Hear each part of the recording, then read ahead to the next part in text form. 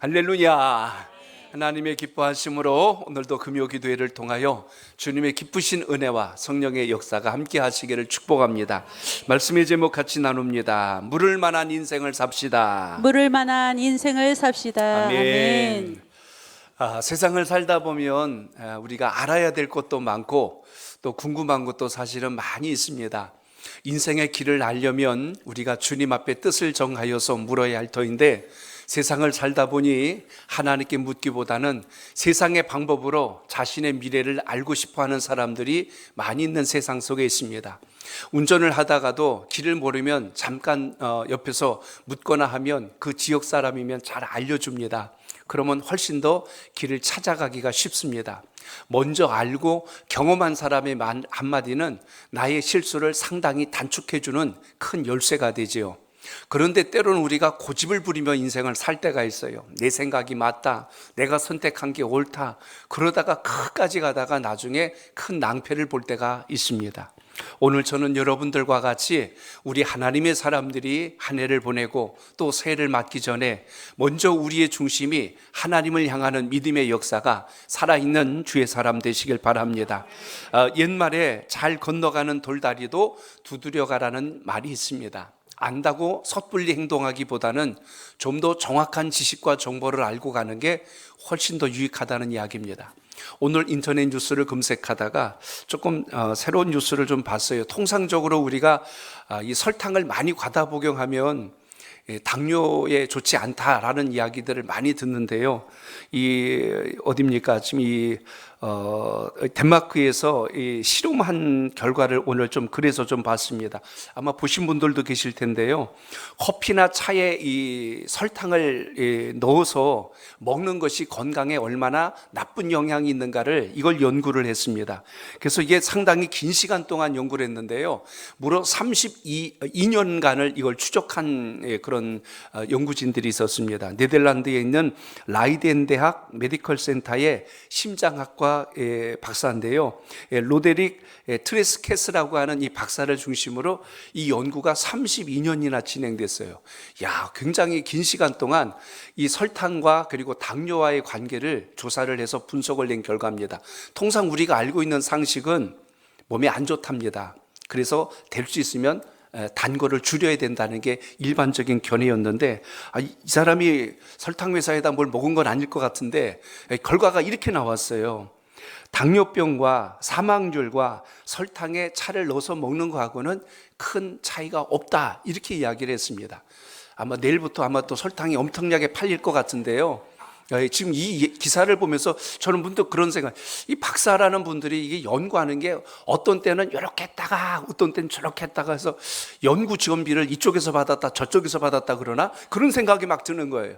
또 덴마크에서 연구했다고 하니까 덴마크 사람만 해당하는 건가? 막 그런 생각도 저도 막 그럴 때 의심이 들어요. 그래서 그런 생각이 드는데, 통상적으로 보면 사실은 큰 차이가 없는데 우리가 너무 그것을 그릇된 정보를 너무 가지고 있다. 그래서 이 연구하는 사람들은 임상 실험을 통한 결과를 이야기하지 추측이나 어떤 생각으로 하지 않는다는 이야기죠. 그래서 검증된 결과를 보니까요, 프로테이지가 큰 차이가 나지 않습니다.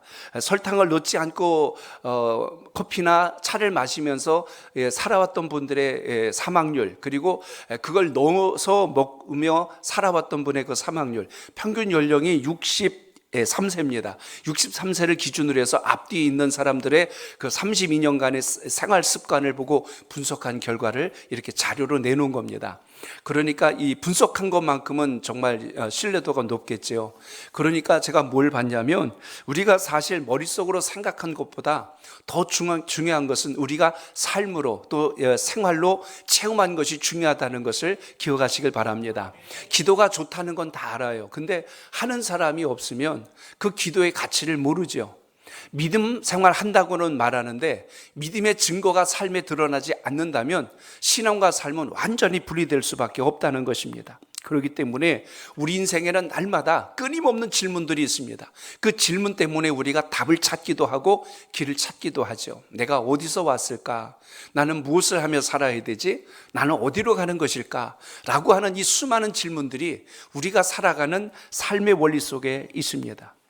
해마다 연말이 되고 연초가 되면 무속인들을 찾아가는 분들이 많이 있습니다. 점을 보고 사주팔자를 보고 이렇게 합니다. 제가 통계 자료를 보고 깜짝 놀랐어요. 우리나라의 무속인 숫자가요 200만이 넘는다는데 그 일일이 다 물어보고 체크한 건가 싶을 때가 있어요. 제가 오늘 이렇게 의심이 많은지 모르겠어요. 200만이 넘는 대한민국 육군이 60만 명이 안 돼요. 근데 무속인들의 숫자가 200만이 된다는 건 이건 정말 심각한 일이 아닐까 하는 생각을 가져봅니다. 대부분 그들에게 묻습니다. 내년에는 어떤 일이 있을까요? 앞으로 우리 집안이 어떻게 될까요? 우리 애가 어떻게 될까요? 대부분 미래를 걱정하고 염려하는 사람들이 그걸 묻습니다. 근데 대부분 가서 물으면요 10중 8구 정확해요. 부정 만들려고 그래요. 부정 만들려고 그래요. 그거 지니고 다니면 뭐 액땜을 하느니 뭘 하느니 이렇게 이야기를 합니다. 설마 그 무당들이 그럴까요? 교회 가서 새벽 기도를 많이 해보세요. 그럼 아마 응답 받으실 거. 그런 얘기 안 한단 말입니다. 마찬가지로 우리가 신앙생활을 하면서 건성건성 다니지 말고 정말 우리 인생의 답을 찾으려면 주님 앞에 뜻을 구할 수 있는 믿음의 지혜가 있길 바랍니다. 제가 그 무속인 자를 보면서 깜짝 놀란 게요, 신앙하는 분들도 간다는 거예요. 왜 예수를 믿고 구원에 감격한 사람들이 왜 그런 데를 찾아가지 하는 생각이 들 때가 있습니다. 혹시 가셨다면 내년부터 가지 마시고, 절대로 그건 맞지도 않고 옳지도 않은 거예요. 그런 것에 현혹될 필요도 없고, 하나님의 사람은 철저하게 주님의 이끄심 속에 있다는 것을 언제나 잊지 않길 축복합니다. 그렇기 때문에 오늘 주님 말씀에서 우리가 발견해야 될 것, 오늘 본문이 그걸 우리에게 이야기합니다.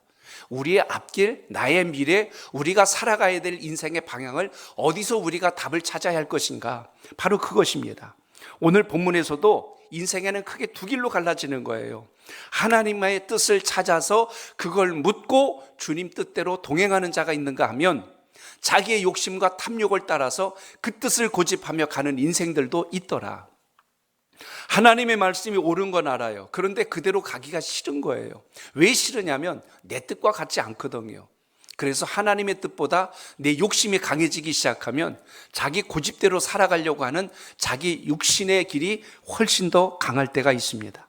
오늘 본문에서 우리는 누구를 보냐면 오늘 아합을 바라보게 됩니다. 그리고 또 한 사람, 남유다의 왕이었던 여호사밧 왕을 주목하게 됩니다. 오늘 제가 이 두 왕 이야기를 여러분과 같이 나누려고 해요. 북이스라엘에서 가장 악한 왕, 그럼 우리는 아합 왕을 이야기합니다.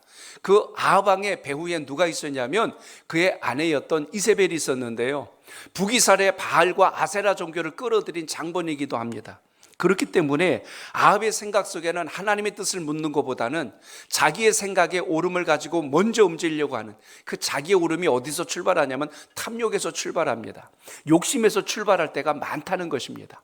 오늘 그로 인하여 일어난 결과에 대해서 오늘 22장을 중심으로 말씀을 나눌 때 여러분의 신앙과 믿음의 중심을 주님 안에서 잘 회복하는 지혜가 있기를 바랍니다. 먼저 우리가 오늘 말씀에서 본다면 저를 한번 따라합니다. 자기 생각을 우선하면 안 됩니다. 우선하면 안 됩니다. 아합 왕이 어떤 사람이냐면 성경에 보면 여로보암의 길을 걸었더라라는 말이 계속 반복됩니다. 북이스라엘의 왕 여로보암은 하나님의 뜻보다는 10지파가 분리되어서 자기의 뜻대로 나라를 통치하기 원하여서 어디입니까? 이 단과 그리고 사마리아 지역에 그 단을 쌓는 금송아지를 세워놓고 그곳에서 하나님께 제사를 한다라고 이렇게 미명하에 예루살렘으로 가지 못하게 하고 우상 숭배를 했던 바로 그런 큰 죄를 지었던 바로 그 장본인이 여로보암입니다.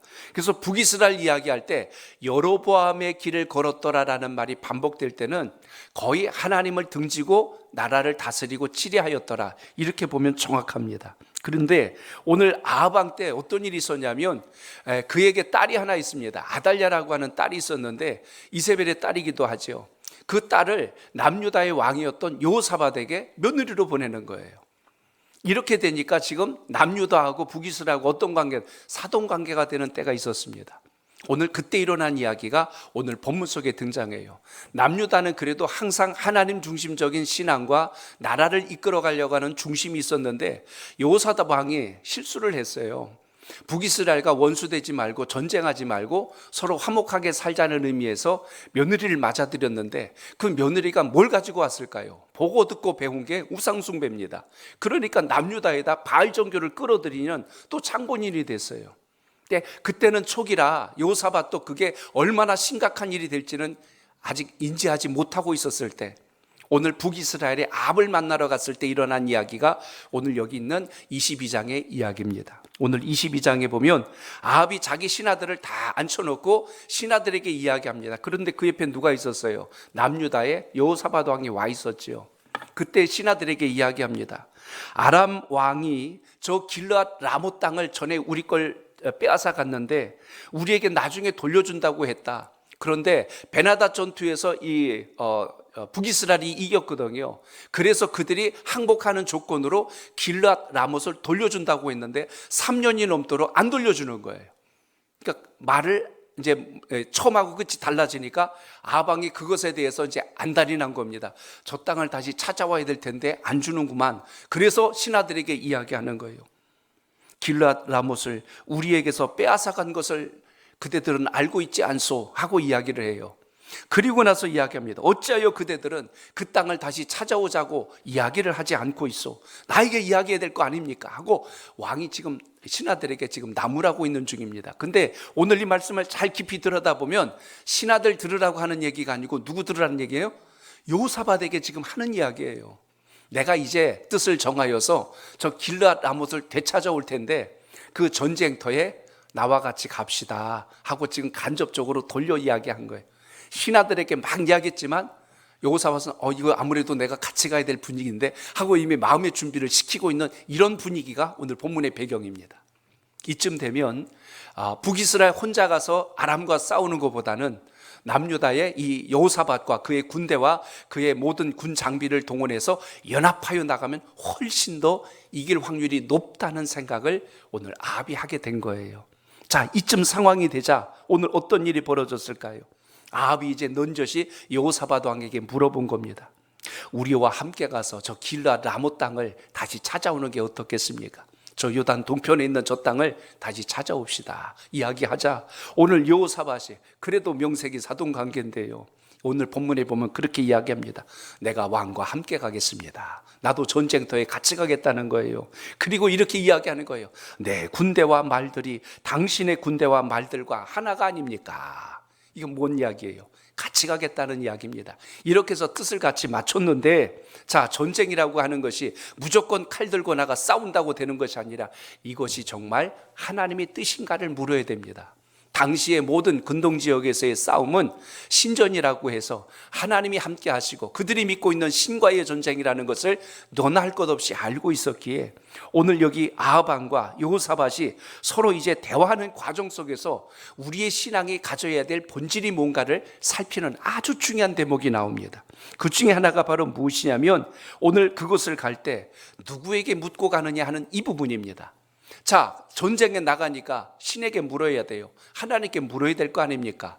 아합도 바알과 아세라를 섬기곤 있어도 근본적으로는 하나님을 믿는 백성들로서 선 땅이 북이스라엘이기에 오늘 선지자들을 불러드렸어요. 몇 명을 불렀냐면 무려 400명이나 불러드렸어요. 야, 선지자를 400이나 불러드렸으니까 얼마나 하나님의 뜻을 정확히 알 수 있을까를 한번 생각해 보십시오. 자, 그런데 여러분 400명을 불러들여서 묻는다고 했는데 오늘 본문에 보면 이 400명이 어떤 자들이냐면 아합에게 아첨하는 자들이에요. 아합 왕에게 아첨하는 자들. 그러니까 이 선지자들은 한마디로 말하면 가짜 선지자들이요. 이름만 선지자고 하나님의 뜻과는 전혀 무관한 자들이에요. 그러니까 하나님의 뜻을 받아서 왕에게 이야기하는 게 아니라 어떻게 하면 왕의 마음을 즐겁게 해줄까? 어떻게 하면 왕의 마음이 기쁠까? 어떻게 하면 우리들이 인정받을까? 그럼 그들이 이구동성으로 뭐라고 그럴까요? 분명히 이번 전투에 나가면 승리할 것입니다. 반드시 대승할 것입니다. 400명이 이구동성으로 그렇게 이야기를 하는 거예요. 자, 오늘 여러분 아합 왕의 실수가 무엇이냐면 자기 생각을 우선하여서 움직이고 있다는 사실을 봅니다. 400명은 지금 눈치 보면서 이야기하는 거예요. 강단에서 여러분 제가 말씀을 준비하고 묵상하고 선포할 때 여러분들 귀에 듣기 좋은 말만 골라서 한다면 저는 사꾼입니다. 하나님께서 이렇게 사는 게 옳습니다라는 기준을 안 가르치면 여러분들은 복을 받는 게 아니라 망하는 길을 가는 것이고 여러분은 축복이 아니라 저주의 길을 걷는 것입니다. 눈앞의 이익 때문에 하나님께서 주신 말씀대로 살아가지 못한다면 그건 정말 불행한 인생이지 축복이 아니라는 거예요. 아합이 불행한 이유가 뭐냐면 주변에 있는 400명이나 넘는 선지자들이 다 사탕 발림 소리만 하고 앉아 있는 거예요. 왕이시여, 나가면 반드시 승리합니다. 하나님께 묻지도 않고 그렇게 이야기하는 거예요. 역으로 이야기하면 아합은 형식적으로는 하나님께 묻는 듯 했지만 자기의 욕심과 탐욕을 채우기 위하여 모든 걸 진행시켰다는 것입니다. 이 전쟁도 역시 자기의 생각을 가지고 진행한 것이지 하나님께 물은 것은 전혀 아닙니다. 이때 지혜로웠던 사람이 누구냐면 여호사밧 왕입니다. 여호사밧 왕은 어떤 사람이냐면 모든 일을 시작할 때 진정으로 하나님께 뜻을 묻는 사람이었음을 우리가 오늘 본문에서 살펴볼 수 있습니다. 여러분 5절을 한번 보세요. 5절입니다. 시작. 또 이스라엘의 왕에게 이르되 청하건대 먼저 여호와의 말씀이 어떠하신지 물어보소서. 아멘. 어떻게 보면 아합이 제일 듣고 싶지 않았던 말을 여호사밧이 옆에서 이야기를 꺼냈습니다. 여러분, 우리 먼저 하나님께 묻는 자가 되시길 바랍니다. 여러분의 앞에 어떤 일이 있을 때, 그 일이 진행될 때 우선 급한 우리의 마음이 움직이는 것이 아니라 하나님은 이것을 어떻게 생각하실까? 주님이라면 이걸 어떻게 보길 원하실까? 라고 하나님께 물을 수 있는 지혜가 있길 바랍니다. 설령 기도를 했는데도 무슨 귀에 들리는 음성이 없다 할지라도 하나님께 묻고 행할 때는 우리의 영적 감각이 살아있어서 그것이 어떤 것인가를 느낄 수 있도록 하나님께서 섭리해 주신다는 것을 꼭 잊지 않길 바랍니다. 그래서 오늘 여호사밧 왕은 오늘 그 모든 것이 하나님의 뜻은 어떠한지 우리 정확하게 다시 한 번 더 물어봅시다. 한 번으로 끝내지 말고 또 한 번 물어보자는 거예요. 아합은 이야기합니다. 내가 이미 400명의 선지자들에게 물어보지 않았어. 이번 싸움에 반드시 이긴다고 하지 않습니까? 오늘 지금 그렇게 이야기하는 거예요. 오늘 그 측근들이 한 이야기가 무엇입니까? 길앗 라못에 있는 아람의 군대와 우리가 싸우러 가는 것이 좋겠소? 아니면 우리가 싸우지 말고 그냥 있는 게 좋겠소? 라고 했을 때 선지자들이 한 말이 이겁니다. 싸우러 가십시오, 이거예요. 싸우러 가십시오. 주님께서, 하나님께서 그들을 왕의 손에 넘겨주실 것입니다. 선지자들이, 가짜 선지자들이 눈치가 구단이에요. 지금 아합 왕이 뭘 원하고 있구나를 알고 그 듣고 싶어하는 말을 지금 전했다는 이야기입니다. 한마디로 아부형 선지자들이에요. 이름만 선지자지 이들은 전혀 주님의 뜻과 무관한 자들이라는 것을 여기서 보게 됩니다. 하나님의 뜻이 아니라 인간의 소욕을 따라 움직이는 자들이 아합 왕 측근에 그렇게 많은 거예요. 그럴 수밖에 없는 게 왜 그래요? 이세벨이 하나님을 믿는 선지자들을 잡아서 다 죽이고 감옥에 가두고 이런 일을 저지릅니다. 그래서 북이스라엘 당시에 보면 숨어있는 선지자들이 무려 숨은 자들이 7천이나 될 정도로 나타나지 않는 선지자들이 있었어요. 그들은 나타나면 다 처단을 당하고 바른 이야기하면 살려두지 않고 이런 상황이 벌어지자 그 남아있는 자들이 누구겠어요? 거짓을 말하고 아부하는 자들만 곁에 있었겠죠. 여호사밧이 묻습니다. 여호와께 여쭤볼 또 다른 선지자는 없나이까? 이 땅에 또 다른 선지자는 없습니까? 이들 말고 또 있지 않나요? 라고 물었을 때 오늘 지금 아합이 거기에 대해서 굉장히 어려운 대답을 합니다. 있기는 있는데 하면서 이야기를 꺼내요. 근데 누구를 꺼내냐면 하나님의 뜻을 여쭤볼 다른 선지자가 있긴 한데 그 사람이 누구냐면 이물라의 아들이었던 미가야라고 하는 선지자가 있어이다. 그런데 그를 내가 싫어해요 그러는 거예요. 그를 내가 싫어해요. 왜 싫으냐면 내가 듣고 싶은 말을 안 하는 거예요. 이 말을 뒤집으면 하나님의 뜻대로 전하는 자란 뜻입니다. 그렇기 때문에 내가 그의 말은 듣고 싶지가 않습니다 하고 이야기를 합니다. 그런데 오늘 여호사밧이 계속 이야기하죠. 왕이시여, 그렇게 말씀하면 안 됩니다. 그의 선지자의 이야기도 들어보셔야 합니다 하고 이렇게 하자 사람을 보냈어요. 사람을 보냈는데 이 사람 간 사람이 가서 오늘 누굽니까? 이 마가야를 교육시키는 거예요. 왕 앞에 가거들랑 왕이 나가서 전쟁에서 승리할 거라고 가서 이야기해 주십시오 하고 지금 미리 사전에 가서 그 이야기를 해주는 거예요. 오늘 무슨 말을 하든지 반드시 이긴다고 해라. 그런데 여러분, 오늘 아합 왕이 듣고 싶은 그 말을 지금 오늘 미가야 선지자가 지금 하는 상황이 지금 벌어지기는 해요. 그런데 오늘 그 상황이 어떻게 전개가 되냐면 왕이 원하는 대로 될 것이니 가서 싸우십시오 라고 이야기를 미가야가 해요. 근데 그 뉘앙스는 뭐냐면 이 말이 듣고 싶습니까? 그럼 제가 그대로 말해드릴게요 하고 이야기한 거예요. 근데 그게 미가야 선지자의 진심이 아니라는 겁니다. 그러니까 아합이 그러지 말고 진짜 하고 싶은 말을 하시오 라고 이야기했더니 이번 전투에 나가시면 반드시 패할 것이고 백성들은 다 집으로 돌아가게 될 것입니다 라는 하나님의 뜻을 전해요. 자, 이 전쟁에서 그 배경을 잘 보셔야 됩니다. 하나님은 아합을 전쟁터에서 전사하게 하시려고 그에게 탐욕이란 마음을 자극시켜 놓았고, 미가야 선지자의 입을 통해서는 하나님의 뜻이 무엇인지를 정확히 알도록 그에게 전달하는 역할을 합니다. 이 모든 것 속에서 여호사밧 왕이 하나님의 뜻이 무엇인지 한 번 더 물어보소서라고 하는 이 대목을 통하여 우리는 항상 신앙생활 가운데도 하나님께서 우리에게 말씀하시는 것이 무엇일까를 물을 수 있는 지혜가 있길 바랍니다. 내 생각이 강하고 내가 결정한 것이 확실해지면 아무리 주의 음성이 내 귀에 들려도 그 음성이 안 들려요. 내 기준임이 세워져 버리면 주의 뜻이 그곳에서 역사할 수가 없다는 것입니다. 그림을 그려도 밑그림이 잘 되어 있으면 거기에 맞춰서 그려주면 되는데, 이게 시작이 잘못되면 나중에 그림을 완성하기가 어렵습니다. 집을 지을 때도 똑같아요. 기초가 부실하면 그 위에다 아무리 멋진 그림과 설계를 가지고 지어 올려도 무너지는 건 시간 문제라는 것입니다. 그렇기 때문에 우리는 언제나 오늘 여기 미가야 선지자와 같은 마음과 자세가 중요하고, 여호사밧 왕의 말과 같이 우리는 항상 이 땅에서 무엇을 선택하든지 하나님의 뜻을 우선할 수 있는 그 지혜가 여러분 속에 있기를 바랍니다. 자, 저를 한 번 더 따라합니다. 하나님의 말씀대로 전하는 자가 됩시다. 아멘. 신앙이라고 하는 것은 내가 알고 있던 상식과 경험, 이성과 모든 지식이 하나님의 뜻에 비추어 보아서 옳지 않으면 끊어내고 잘라내고 버리고 변화되는 것이 하나님의 사람이라는 것을 기억하시길 바랍니다. 나무를 보면 분재가 있는데 진짜 예뻐요. 그 예쁜 나무가 되기까지 얼마나 많이 다듬고 모양을 내느냐에 따라서 그 작품의 가치가 완성되듯이 우리 신앙도 그렇습니다. 하나님께서 기뻐하는 모습으로 날마다 변화되고 거듭나고 성숙되는 신앙적 원리가 있길 바랍니다. 믿음의 시야가 점점 더 넓어지셔야 돼요. 우리가 처음에는 눈앞의 것만 보다가 그 빛이 밝아지면 더 넓게 그럼 나중에 주변 전체를 볼 수 있는 그런 넓은 시야와 안목을 갖듯이 신앙의 원리가 바로 그것입니다. 오늘 여기 미가야를 데리고 갔던 사신이 미가야에게 설득한 게 무엇입니까? 다른 예언자들과 같이 왕이 이긴다고 말하시오, 그거예요. 그 사신이 한 이야기는 뭐냐면, 다른 선지자들과 같이 똑같이 말해주면 당신 신상에 좋을 거야.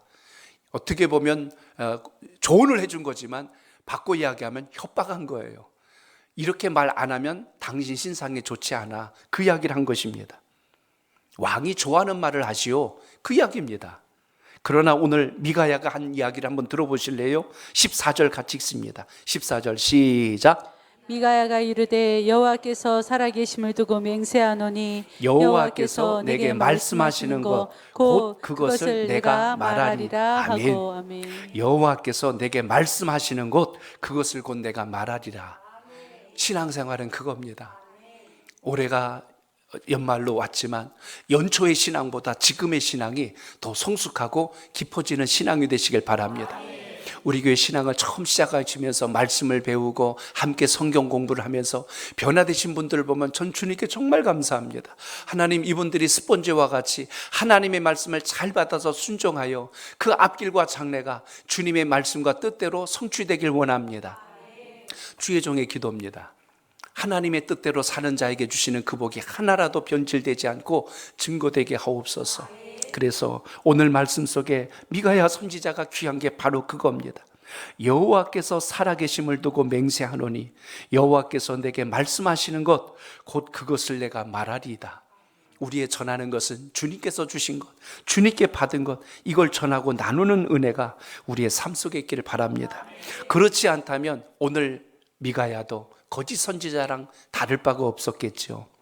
자신의 생각이나 감정을 이야기하는 것이 아니라, 인간적인 생각이나 사람의 생각을 전하는 것이 아니라 하나님의 말씀이 이것입니다라고 분명하게 전할 수 있는 미가야와 같이 오늘 우리의 신앙, 오늘 귀한 시간 기도할 때도 주님, 제가 주님 앞에 뜻을 정하여 구할지라도 그것이 하나님의 뜻에 합한 것이 꼭 되게 하옵소서.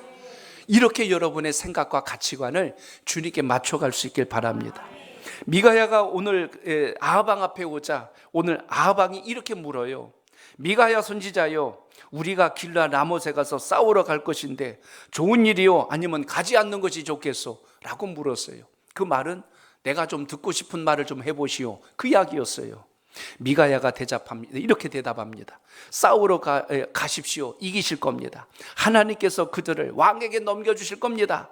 라고 이야기했는데 이 문장으로 읽으면 의미가 전달이 안 되고 그 뉘앙스를 보면 지금 비꼬는 말이에요. 왕이 지금 생각하는 말이 얼마나 어리석은지 아십니까? 하고 지금 그렇게 이야기를 한 거예요. 아하방이 다시 그에게 이야기합니다. 하나님의 이름으로 진실만 말하시오. 몇 번이나 내가 말해야 알아듣겠소? 하고 다시 재촉을 했어요. 그러니까 그런 식으로 나한테 말하지 말고 정말 하나님께서 뭐라고 하셨는지 그걸 나에게 이야기해 주시오 하고, 그때는 마치 아합이 들을 것처럼 이야기를 했어요. 그런데 오늘 여기 미가야 선지자가 제대로 된 하나님의 말씀을 받은 대로 전합니다. 뭐라고 그랬습니까? 온 이스라엘이 목자 없는 양처럼 이 산 저 산으로 흩어져 있을 것이 제 눈에 보입니다. 하나님께서 하신 말씀인데요, 이들에게 지도자가 없으니 싸우지 말고 집으로 돌아가라고 하십니다. 이렇게 전하는 거예요. 미가야 선지가 지금 뭘 이야기한 거예요? 이스라엘의 지금 전쟁터에 나가는 모습을 보니 마치 목자를 잃어버린 양떼와 같이 여기저기 흩어져서 나중에 심각한 상황이 올 것입니다. 지도자가 없이 싸우는 일이 있지 않길 원하니 이들을 빨리 집으로 돌려보내고 전쟁은 하지 않는 것이 좋을 듯합니다 라고 하나님의 뜻을 전한 겁니다. 한마디로 말하면 이번 전쟁에 나가시면 패합니다, 그 이야기예요. 이미 그 앞에 엘리야 선지자를 통해서 들은 이야기도 있지 않습니까? 전쟁에 나가면 아합이 마지막에 가장 비참하게 죽게 될 것을 전한 이야기가 이미 전에부터 아합은 듣고 있었습니다. 근데 오늘 그걸 미가야 선지자가 또 확증해 주는 거예요. 자, 이쯤 되면 어떻게 하는 게 옳습니까? 나의 뜻이 아무리 그럴지라도 하나님이 기뻐하지 않는다면 내가 그 뜻을 따르겠습니다. 이러면 지혜로운 왕이에요. 근데 감히 내가 뜻을 정하였는데 내 앞을 가로막고 이렇게 생각했던 사람이 아합입니다. 또 여호사밧이 아쉬운 것은 미가야 선지자가 이 정도 이야기했으면 아합왕을 설득해서 사돈, 이 전쟁에 나가면 안 될 것 같소, 하나님께서 하신 말씀이 틀림이 없으니 우리 이 전쟁은 하지 않는 것이 좋겠습니다, 이래야 맞아요. 여호사밧이 따라갑니다. 그 아합과 같이 전쟁터로 나가는 일이 발생을 해요.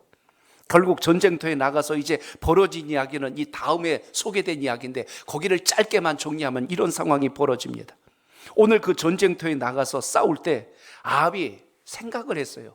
분명히 이번 전쟁에 나한테 화가 올 것이니 내가 이 전쟁에 왕복을 입지 않고 일반 군사의 옷을 입습니다.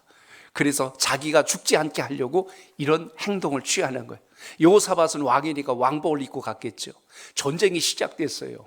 아합의 군대들이, 그래도 왕은 좀 다른 사람들이랑 다르잖아요. 말을 타도 말도 조금 특별하고 뭘 하라도 여기다 뭐 닭털이라도 하나 더 달고 있잖아요. 그러니까 전부 누구에게 달려들었겠어요? 여호사밧에게 달려드는 거예요. 그러니까 여호사밧이 기겁을 해가지고 이야기합니다. 나는 아합이 아니에요. 내가 아합이 아니에요 하고 자기의 실체를 밝힙니다. 나는 남유다의 여호사밧이지 이 북이스라엘과 상관이 없는 자입니다.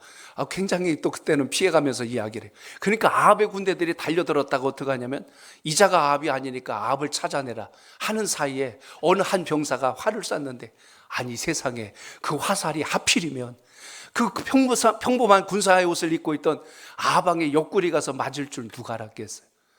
여기서 우리가 봐야 되는 게 뭐냐면 하나님의 섭리라는 거예요.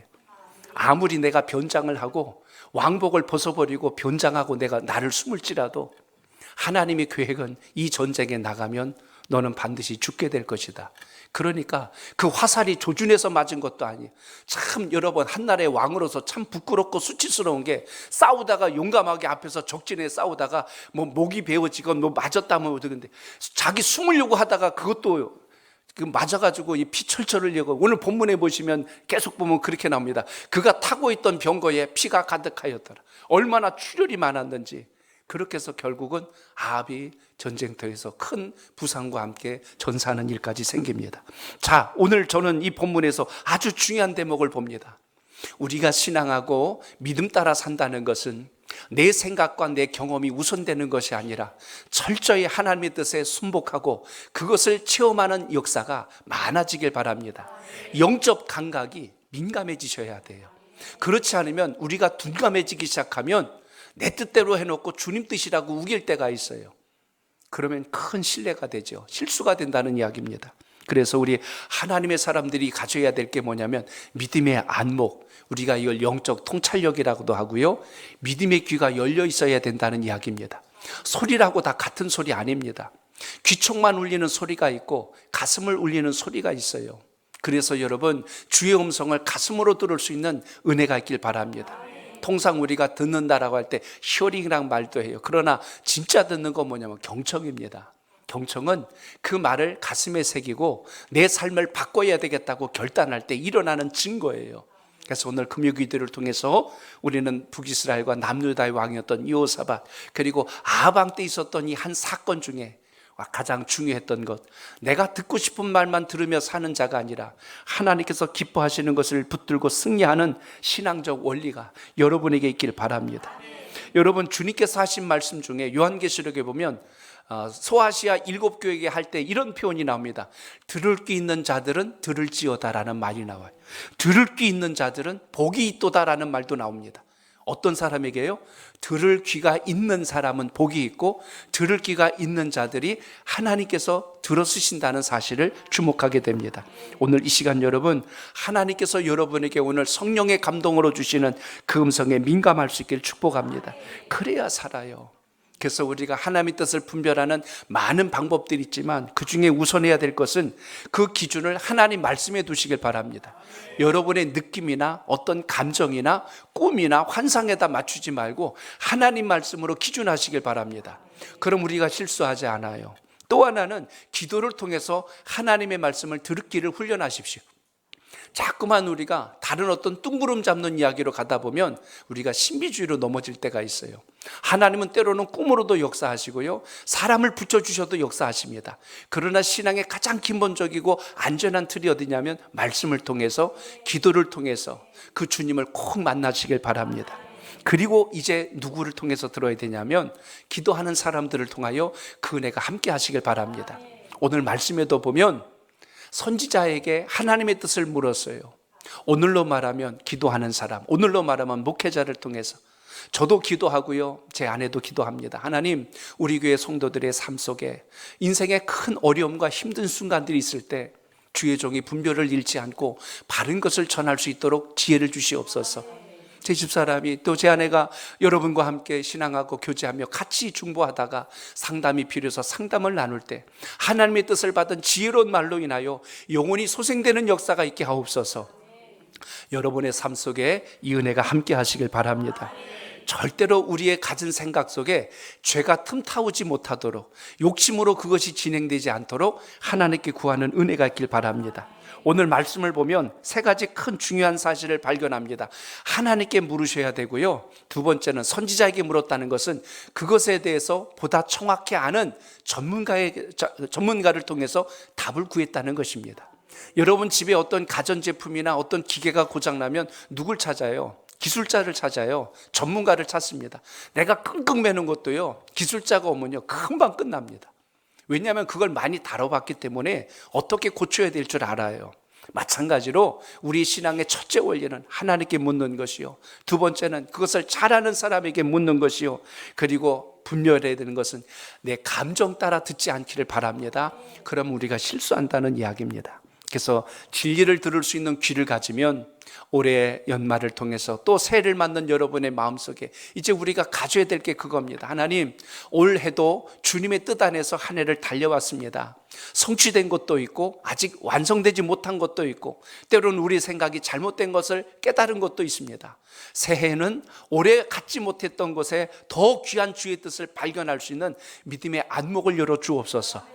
그래서 들을 수 있는 신앙이 되게 해달라고 구하는 믿음의 지혜가 있기를 바랍니다. 오래전에 읽은 글인데요, 참 감동이 돼서 한 번 더 여러분에게 소개합니다. 옛날 어느 수도원에 훌륭한 수도원 원장이 있었습니다. 많은 제자들이 있었는데 특히 한 제자를 굉장히 사랑했어요. 그 아이를 보면요, 볼품도 없습니다. 지능도 그렇게 뛰어나지 않는 아이였어요. 근데 다른 제자들보다 유달리 아끼는 거예요. 그러니까 다른 제자들이 어떤 마음이 들겠어요? 시기심이 생기고 질투심이 생기는 겁니다. 마치 야곱이 요셉을 특심 있게 사랑하고 그를 아끼자 다른 형제들이 요셉을 미워했던 것처럼 다른 제자들이 그 제자를 굉장히 싫어했어요. 어느 날 수도원 원장이 그 불만하는 제자들 때문에 한 가지 다 모아놓고 이런 숙제를 냈습니다. 뭐라고 이야기했냐면, 내가 오늘 이 아이를 유달리 더 아끼는 이유를 알려주겠다라고 이야기를 합니다. 정말 궁금했거든요. 왜 유달리 아끼는지. 그날 그걸 알려주겠다고 했습니다. 그리고 나서 원장은 제자들에게 숙제를 냈어요. 작은 새 한 마리씩 다 산 것을 주었습니다.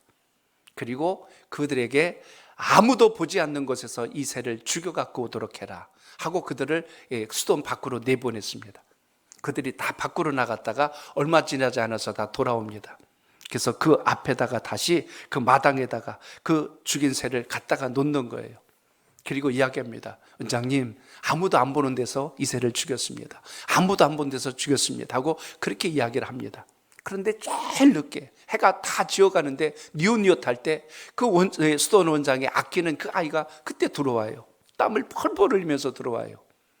그래서 이렇게 봤더니 손에 여전히 그 새는 살아있는 거예요. 그때 다른 제자들이 막 비웃고 놀렸죠. 저거 보라고. 저렇게 미련하고 시키는 일도 못하는데 왜 원장님은 자꾸 저 쟤를 저렇게 아끼고 사랑하는가. 그래서 앞에 다가왔는데 얼굴엔 떼국물이 줄줄줄 흐르고 있고 그 새를 그냥 여전히 들고 와서 이야기를 합니다. 그래, 어떻게 하고 왔느냐라고 물었더니 그 아이가 이렇게 대답을 해요. 원장님께서 아무도 안 보는 데 가서 이 새를 죽이라 하셨지 않습니까? 그런데 아무도 없는 곳을 제가 찾아다녔고요. 조용한 곳도 가봤고 으슥한 곳도 가봤고 또 깜깜한 곳도 가봤는데요. 근데요, 그곳에도 하나님이 계셨어요. 그곳에도 주님이 계셨어요. 저는 이 새를 죽일 수가 없었어요 하고 이야기를 합니다. 그 한마디가 답이 됐어요. 내가 와 이 아이를 더 아끼는지 너희들 알겠느냐? 항상 하나님과 함께하고 있다는 그 마음을 갖고 있는 이 아이의 마음을 알겠느냐? 다른 제자들이 아무 말도 못하고 머리를 숙였다고 합니다. 오늘 기도하고 간구할 때 과연 주님께서 나의 기도를 들으실까가 아니라 오늘 여기서만 주님 만나시고 나가면 또 주님 안 계신 것처럼 사는 게 아니라 언제 어디서나 주님이 함께 하신다면 주님 제게 말씀하여 주시옵소서, 제가 듣겠나이다 라고 하는 이런 신앙적 자세를 갖고 오늘도 주님과 동행하는 하나님의 사람 되시길 바랍니다. 성경에 보십시오. 다윗도 인생을 살며 실수했어요. 큰 죄를 지었습니다. 그런데 다윗은 하나님의 음성 들을 때 민감했습니다. 나단 선지자가 책망할 때 내가 하나님께 큰 죄를 지었다고 침상이 젖도록 참회하고 눈물로 통해자며 자복하며 회개합니다.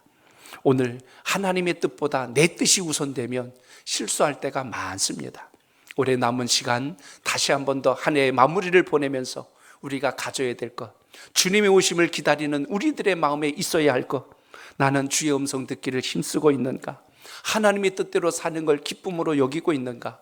오늘도 다시 한 번 더 점검하면서 하나님 정직한 마음을 주시고 주의 뜻대로 순종하는 믿음을 주시옵소서. 오늘 이렇게 구하셔서 하나님의 역사가 여러분의 가정에도 우리 자녀들에게도 여러분에게도 성취되는 놀라운 은혜가 있기를 주의 이름으로 축복합니다.